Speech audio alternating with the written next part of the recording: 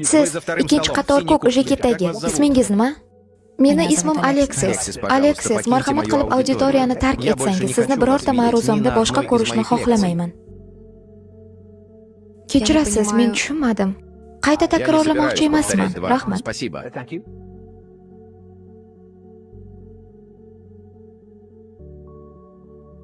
Qonunlar nimaga kerak?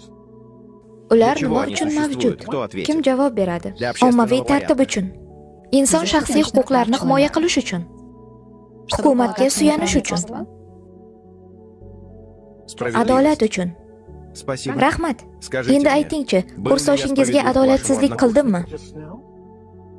Albatta men nohaqlik qildim.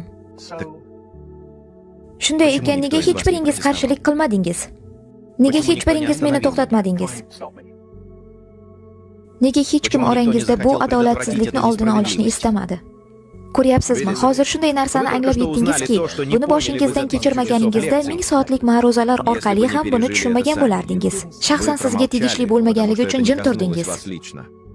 Sizga aloqasi bo'lmasa, demak bu sizning ishingiz emas deb o'ylaysizmi? Lekin men sizga aytay, agar siz adolatsizlikka befarq bo'lsangiz, bir kun kelib o'zingiz nohaqlikka duchor bo'lasiz va yoningizda sizni himoya qiladigan hech kim bo'lmaydi.